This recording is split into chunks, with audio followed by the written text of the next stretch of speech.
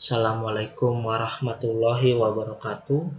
Perkenalkan, kami dari kelompok 9 yang beranggotakan Istianto, Budi Prasetyo, dan Samuel Henrico Ronaldo. Nah, yang dimana tema kita kali ini yaitu CRM atau Customer Relationship Management. Nah, pembahasan kita kali ini itu ada 6. Yang pertama, pengertian CRM. Yang kedua, kunci keberhasilan, tips and trick dari CRM. Yang ketiga, keuntungan CRM. Yang keempat, implementasi atau contoh kasus. Yang kelima, pengawasan tentang CRM. Dan yang terakhir, evaluasi.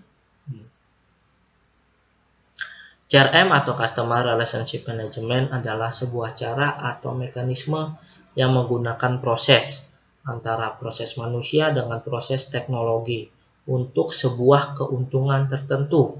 Nah, yang dimana CRM ini termasuk dalam jenis e-commerce B2C atau perusahaan to customer. Nah, yang dimana di sini di CRM ini itu ada kunci suksesnya, yaitu terbagi menjadi 4. Yang pertama, mengetahui sebanyak mungkin tentang bagaimana kebutuhan dengan perilaku pelanggan. Yang kedua, memberikan sebuah pelayanan yang optimal. Yang ketiga, mempertahankan hubungan kerjasama yang sudah ada. Dan yang keempat, mempertahankan kepemimpinan dan profitabilitas dengan melakukan fokus bisnis secara berkesinambungan. Nah, kesimpulannya yaitu tadi kunci sukses dari bisnis dengan CRM sangat tergantung seberapa jauh kita tentang pelanggan dan memenuhi kebutuhan mereka. Nah, keuntungan CRM ini bagi perusahaan itu ada 5, yang dimana yang pertama meningkatkan hubungan dengan prospek dan pelanggan. Yang kedua, mengurangi penggunaan spreadsheet. Yang ketiga, meninjau kinerja tenaga penjual. Yang keempat, menyederhanakan saluran penjualan. Yang kelima atau yang terakhir, meningkatkan pendapatan perusahaan. Nah, yang pertama itu meningkatkan hubungan dengan prospek dan pelanggan, yang dimana seluruh informasi lengkap prospek dan pelanggan disimpan di dalam satu tempat penyimpanan, sehingga perusahaan dapat dengan mudah melacaknya kapanpun diperlukan. Dan yang kedua, mengurangi penggunaan spreadsheet, yang dimana CRM ini membantu perusahaan untuk mengotomatiskan berbagai tugas-tugas manual yang memakan banyak waktu, seperti pencatatan data prospek atau pelanggan dengan menggunakan spreadsheet ini. Dan ketiga, itu meninjau kinerja tenaga penjual, atau melalui CRM perusahaan dapat dengan mudah memonitor kinerja tim penjualnya. Yang keempat, menyederhanakan saluran penjualan untuk memudahkan perusahaan mengidentifikasi prospek yang memiliki potensi tinggi dan memprioritaskan transaksi perusahaan dengan mereka. Dan yang terakhir, meningkatkan pendapatan perusahaan. Karena perusahaan memiliki pandangan yang menyeluruh tentang prospek dan pelanggan setiap saat, perusahaan dapat melakukan upselling, cross-selling pada saat yang tepat dengan tingkat keberhasilan yang lebih tinggi. Nah, keuntungan CRM itu ada 3. Yang pertama, mengatasi trust issue dari customer ke perusahaan. Yang kedua, membuat customer lebih mudah untuk memilih perusahaan bisnis yang cocok untuk kebutuhan dirinya.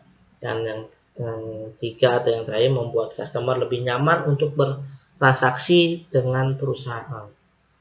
Nah, kita ambil contoh atau implementasi contoh kasus. Ya. Kita ambil contoh kasus CRM. Salesforce.com menjawab semua tantangan tersebut. Aplikasi SaaS Customer Relationship Management atau CRM yang diciptakan oleh Mark Benioff sejak Februari tahun 1999 di Delaware, Amerika Serikat. Salesforce.com menyediakan segala kebutuhan untuk mengelola penjual dan layanan untuk semua pembisnis. Aplikasi ini sudah terintegrasi dengan sistem cloud dengan beberapa fitur seperti berikut ini. Nah, yang pertama itu sales cloud, yaitu mampu memaksimalkan penjual, meningkatkan pendapatan, produktivitas dan visibilitas dalam bisnis. Yang kedua, service cloud, itu transformasi layanan pelanggan dan menciptakan hubungan yang baik dengan mereka. Yang ketiga, marketing cloud, yaitu memantau dan berpartisipasi dalam jejaring sosial.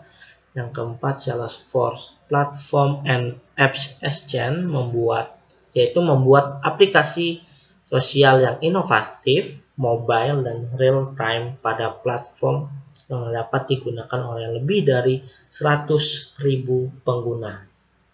Yang terakhir, yaitu yang kelima, Salesforce Center, yaitu membuat proses bisnis dalam hal sosial berkolaborasi secara real-time dari mana saja. Penilaian berdasarkan pengertian, karena sistem ini mampu mendata seluruh aktivitas pihak perusahaan secara terperinci dengan menggunakan sistem CRM, seperti seluruh kegiatan aktivitas dan laporan kerja lapangan dapat terinput dengan baik ke dalam sistem. Dengan CRM dapat memuat monitoring lokasi, pembagian tugas, penyelesaian tugas hingga pencapaian orang lapangan. Dengan begitu penilaian akan perusahaan dapat customer akan lebih tepat, karena perusahaan mewajibkan, perusahaan itu mewajibkan kita untuk yang pertama menetapkan target perusahaan, yang kedua menetapkan tugas dan tanggung jawab karyawan, yang ketiga membuat standar penilaian, sehingga dengan begitu perusahaan dapat menentukan target operasi kebutuhan untuk customer. Pengawasan tentang CRM. Pengawasan tentang CRM ini itu kita ambil contoh kasus pada kantor pajak antara DJP atau Direktorat Jenderal Pajak dengan WP atau wajib pajak. CRM adalah sebuah proses pengelola resiko. WP itu secara menyeluruh yang meliputi identifikasi, pemetaan, pemodelan, dan mitigasi atau resiko kepatuhan wajib pajak serta evaluasinya. Melalui serangkaian proses CRM akan tercipta suatu kerangka kerja yang sistematis, terstruktur, dan objektif. Secara lebih sederhana, CRM dapat diartikan sebagai sebuah proses pengelolaan resiko petuhan WP yang dilakukan secara sistematis oleh DJP. Pengelola resiko kepatuhan itu dilakukan dengan membuat pilihan perlakuan atau treatment yang dapat digunakan untuk meningkatkan kepatuhan secara efektif, sekaligus mencegah ketidakpatuhan berdasarkan perilaku WP dan kapasitas sumber daya yang dimiliki. Adapun CRM ditunjukkan untuk membuat DJP mencapai tujuan strategis organisasi dengan menjadi alat bantu dalam pengambilan keputusan. Evaluasi CRM ini yang dengan adanya CRM terdapat apakah sudah sesuai dengan keinginan customer atau belum.